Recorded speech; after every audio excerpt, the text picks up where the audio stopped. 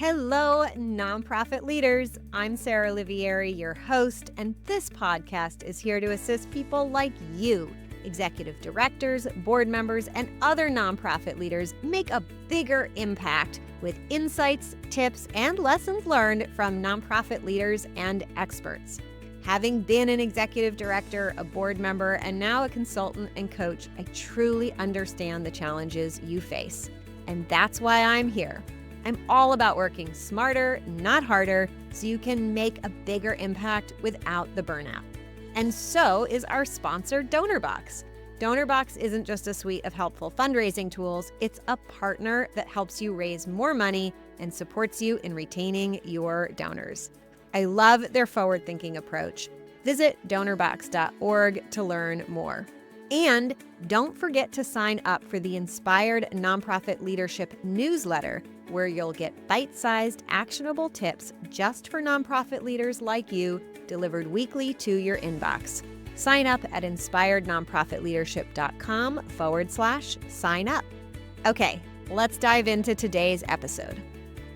My guest for this episode is Yerachmiel Stern, who is the Executive Director of Pesach Tikvah, if I've said that all right, where he is dedicated to a career-expanding access to quality mental health care, a topic I am very passionate about, both personally and professionally.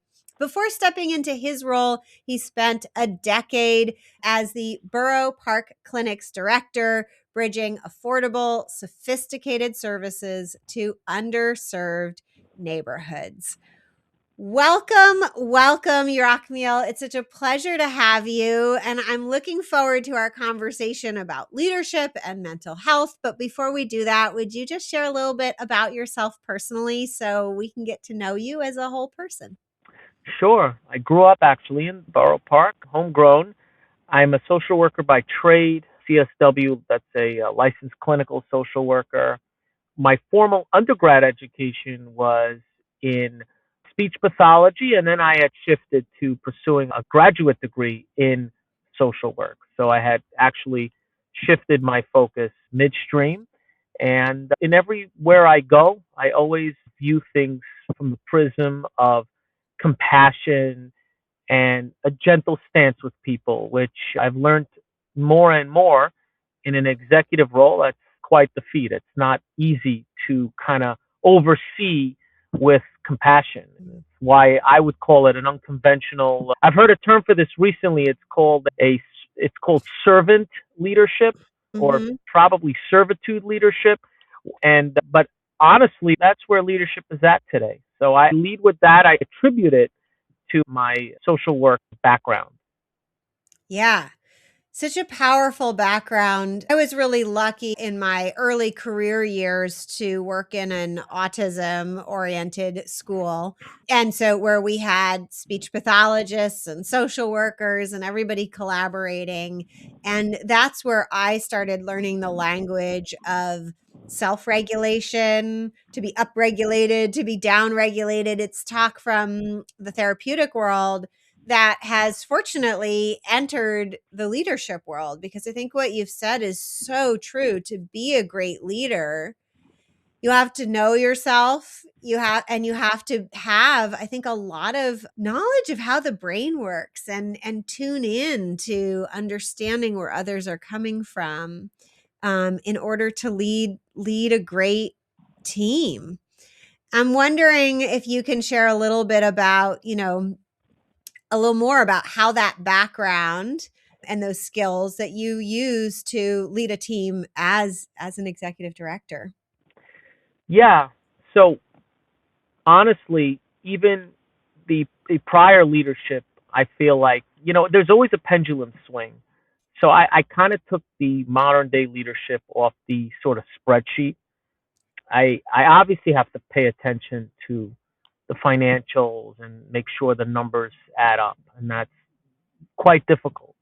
But I took it off the spreadsheet. I don't totally function primarily from that standpoint. I make sure the company ticks from a standpoint of compassion, understanding, a caring disposition.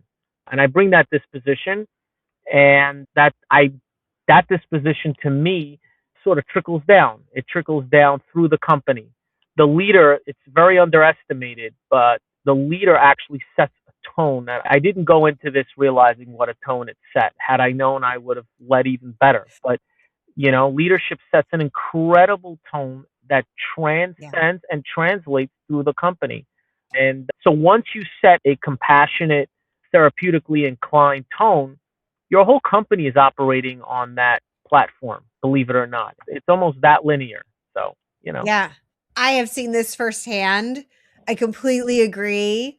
People ask me often, like, I'm not really a natural leader. I have a lot of leadership skills, and probably my biggest superpower is what you're talking about, to set a tone in a room, to recognize, do we need calm? Do we need warm? Do we need to energize, right? And to recognize the emotional stage that the company or the nonprofit, the team needs in order to move through their challenges. I think this, like, servant leadership, which, I studied in graduate school. And when I was younger, I was like, yes, servant leadership. Although these days I feel like I wish it was named a little differently. I really believe in the concepts, but I think of it as like it's about uplifting your team so that they can do the best work possible,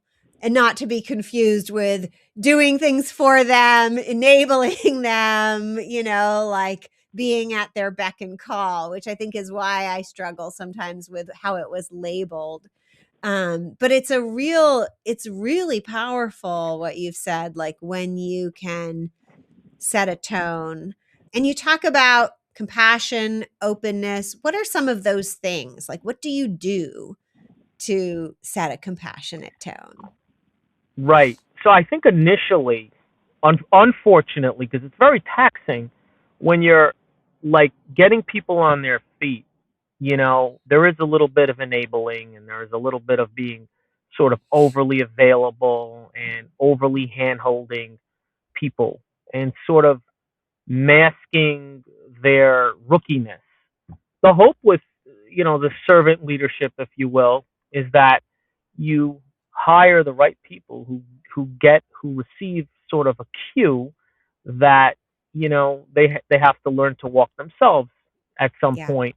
And there's a big self-policing kind of understanding that needs to be in play of where, like, yes, the executive director is going to give everything of himself to get you on your feet, but at some point you have to like lay off or back away, and that gets complicated because if they don't understand that there's different undertones of how you can convey that message to them. But listen, servant leadership is complicated because it gets you into situations where you're endlessly giving and giving and giving, and sometimes it's hard to sort of cork that behavior, and it gets like insatiable. It's like, oh, he'll just give me, and he'll honestly, in its worst moment, it could probably breed sort of a codependence. But just to your question, what does compassion look like? It's it's the ability to honestly, in a good way, move goalposts, to say yes to requests when possible. I think I think the spreadsheet kind of old school leadership had certain levels of goalposts, and if your request didn't fill those measures, it was not you were not given an affirmative response. Whereas Yeah. servant leadership is finding a way to acquiesce to the requests and the needs of the underling leadership. That's piece one of the compassionate kind of element needed. Piece two is very creative team building. You have to know, there's this cliche, cross pollinate, right? But cross pollinate's good and bad. You have to know what kind of events to make for what cohorts, and you don't want to always keep the same cohorts clasped with each other. That's Mm. one. You want to cross pollinate the team building cohorts of recreational activity and so on. And there's an art to that. You really have to understand the interests of leadership and what piques their interest, what they'll bond over, what they're willing to bond over. You have to understand them culturally. Once you get that, and you're really trying to, do these things from your heart and make these kinds of team building events craftedly, you'll end up reaching them. People are very thirsty for, in the workplace TLC, Yeah. Yeah. So, We love human connection. We correct. love, we love bonding. We do it so naturally. I spend a lot of time thinking about like how can we leverage our natural tendencies and desires like to work in our favor. Because like why would we swim upstream when we could swim downstream and go twice as fast, for the Exactly. same effort. Yeah. Yeah. Um and I love what I hear you saying, like getting to know your people, listening to them, observing, asking questions, and then crafting, like, who are you putting together very intentionally, not just some sort of, random or even worse, just keep everybody in their same little groups all the time. That's how we get very siloed organizations. Do you have some go to questions or ways that you like to get to know your team members? So my interviewing style and my recruiting style is a whole different, it's a different style. Typically I'll get in front of somebody that I'm have a feeling, a good hope, a good organic feeling that I can go somewhere with them, like and hire them and work with them and grow with them. I'm usually trying to reach people in the recruiting process from a standpoint of them what their heart wants. That's a big piece of today's operation is Yeah. today's climate is like you can't, you're limited where you can go against the grain, and what the person's heart wants and where they're going in their heart is something you don't want to go against that grain. So usually I will get to what the person is able to do, what they want to do. So really from the get go, I will try to create a dynamic where they feel felt and feel heard, and then work it from there. I mean, if you just contrast that with the more conventional model, is like, do you have experience in X, Y, and Z? And now we're gonna, outlay some tasks for you. You'll fulfill those tasks. That's conventional. This is what I need. You'll do it. We'll try to be nice about it, and this will be transactional. The newer style that I've grown accustomed to is not transactional. It's not, it's more relational. It's more, Yeah. what do you want to do, and what makes your heart happy, and let's work from there. If your heart's happy, you'll do more and we'll get more out of you. And that's kind of the style that, again, it leads to a familial kind of setting. But yeah, but that's where the industry is. In my opinion, that's what has, I completely agree. I completely agree. And, for anyone out there listening who's thinking, oh, well, we need this old way or certain standards. I mean, I have seen it. I have coached people through hiring in the way you're describing.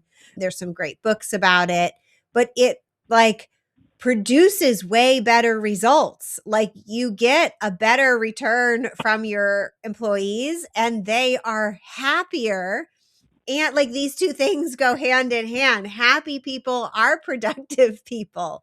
Unhappy people are not productive people. And, even if we go all the way, if you look at depressed people are often, they struggle to function even in the basic pieces of their lives, like want people's hearts to be fulfilled. And on the flip side, I don't know if you've experienced this, but I've also coached people through firing people. I like to call it a compassionate release is how I think of it in my mind, because usually the person who needs to be let go feels just as unhappy, if not more, than leadership and the organizations, because it's just not a right fit. It's not that there's something wrong. No, their hearts are not happy.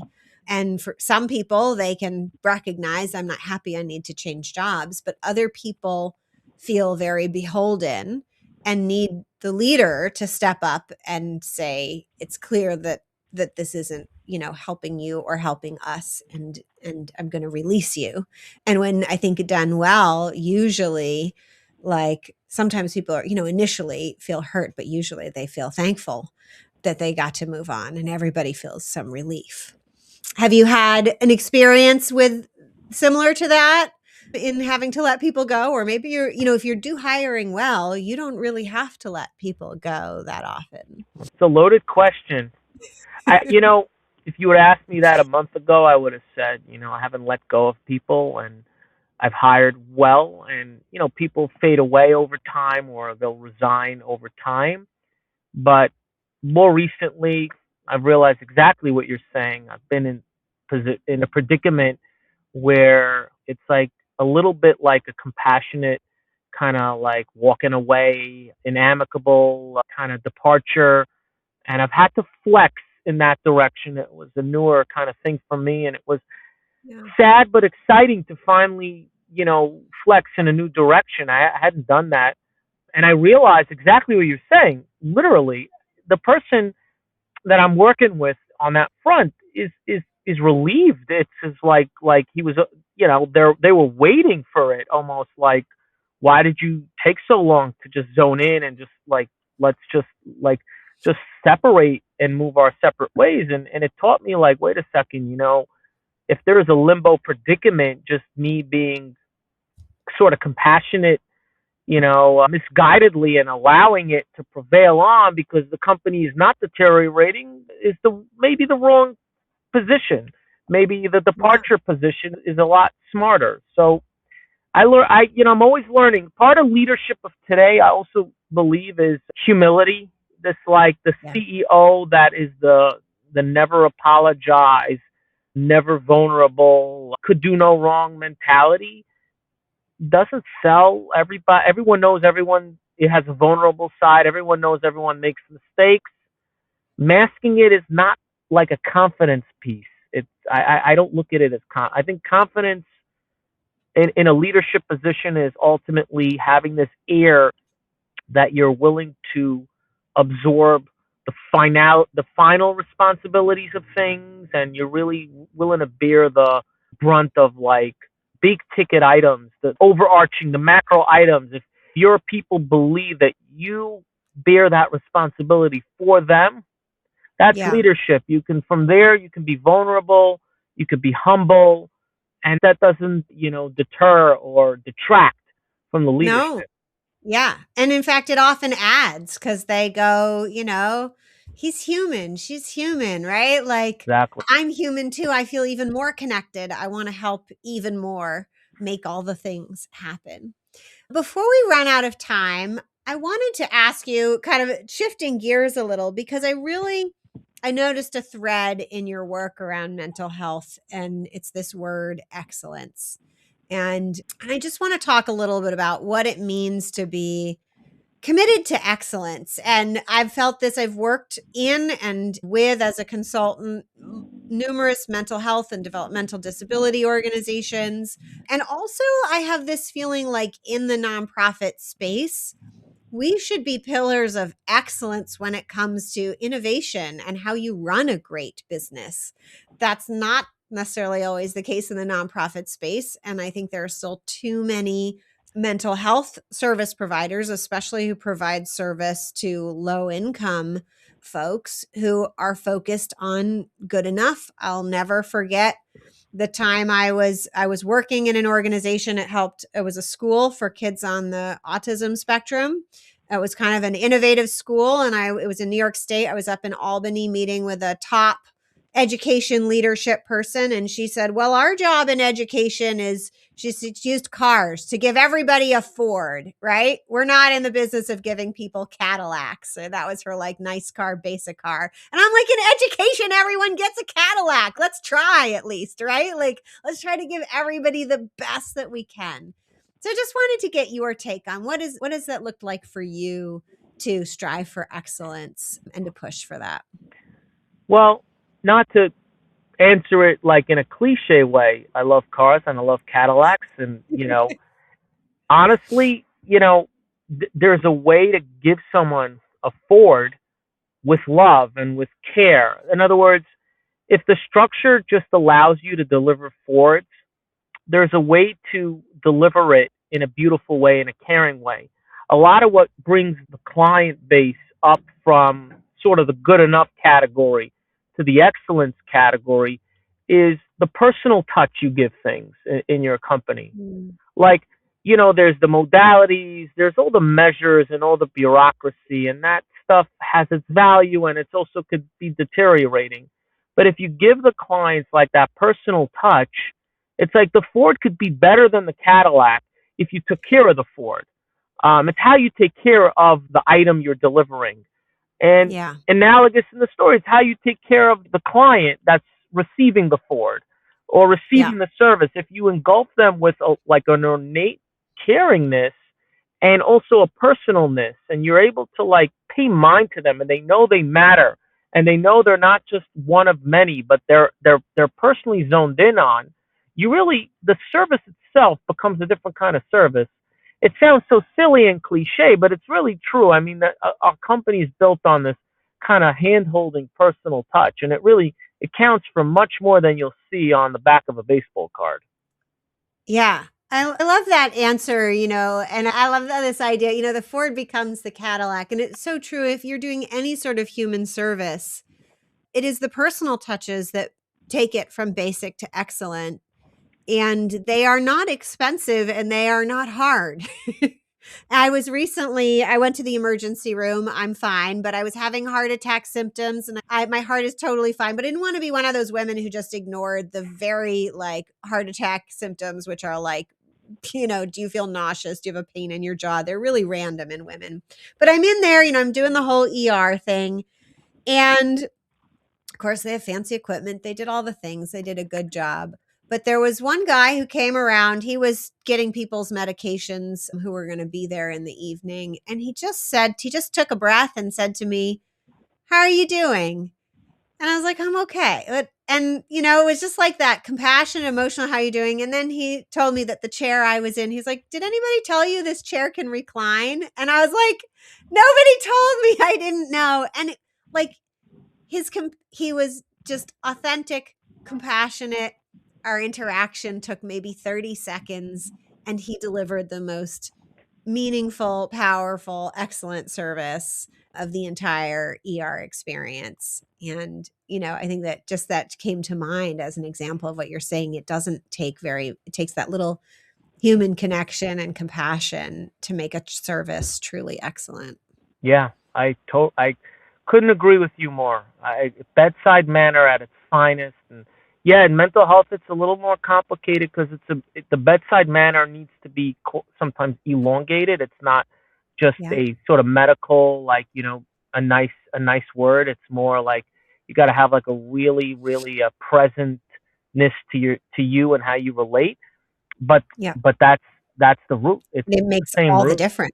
Yeah. And it saves so much time. I know my own child who and he doesn't mind me sharing. I've asked him. He's on the autism spectrum. He has ADHD, dyslexia, and dysgraphia, and anxiety, as anybody would with all those things. But it really struck me in the pandemic, especially, as he caused a lot of extra anxiety, and he does not respond well to being restrained or held down. And I always notice those people who are more cued in to just giving him a little more space and a little more time to regain himself before trying to like force him to do something. And the result is those people who come from a more sophisticated mental health and take that extra time, like his pediatrician, who's amazing, once just sat down and looked at dog pictures with him on the phone. And as a result, that appointment basically ended on time. Whereas I have had other practitioners who were a little more old school, like, "Can't you just hold him?" those appointments took 2 hours. One of them actually had me driving him to a different office of the same doctor to meet with somebody else. And I share that, very personal example because the cost benefit was so obvious in that situation. You take what felt like an eternity of extra bedside time, and it literally saves hours of appointment time for everybody involved. Yeah, that against the grain, it's sometimes it's you lose so much more than you gain, even if you feel like you're just being forward facing on a matter and you're trying to get to the bottom of it efficiently and confrontively. And sometimes that sort of circumventive experiential route is quicker also. It doesn't feel quicker to start, but it ends up being quicker. Yeah. Yeah. And I think that, to tie that back to what we were talking before, when you are a compassionate leader, the extra time you spend building that trust, being compassionate, building that community, leading in that way, you gain that time back many times over. But like you said, it doesn't feel like it in the moment because you invest the time up front and then you don't have to pay for it later. And in the older kind of method, you don't invest the time up front, but you pay for it down the road. It's a great insight, and I agree with you. I've seen it. I've seen both styles of leadership, and I think everybody has two sides to them anyway. So we can, anybody can sphere into either side. So I've seen it in myself. I've seen it in my tenure of predecessors, and I totally agree. Yeah. Well, before we wrap up, people who want to follow your work, support what you're doing, who should be reaching out, and what's the best way for them to keep in touch and follow along? I think our website tells a nice story, www.pesachtikvah.org. That's PESACHTIKVAH.org. We try to, update the website and, give it a good narrative, like we try to give it a true narrative of what's going on. And, there's a few of our, these podcasts posted there as well. So you can get different angles of, the work that's been done there and the work that's been done in our organization and the populations we serve. And we're quite unique in a sense. If you pay a close eye, you'll see we're quite unique. And I think that's the best way to follow along, as they say. Wonderful. Well, thank you so much. I encourage folks to check out your website. It's a great example of a website done well as a former web builder. And I love your headline on your website of achieving peace of mind. So with that, I wish you peace of mind, and for everyone listening and serving our communities to make them better, I wish all of you peace of mind. If you want to just take a moment even to center yourself, reground, and just take a little chunk at a time for yourself, I encourage that too. And until next time, all the best. You've been listening to Inspired Nonprofit Leadership. Thanks so much for tuning in. Be sure to subscribe so you don't miss a single episode or the bonus episodes.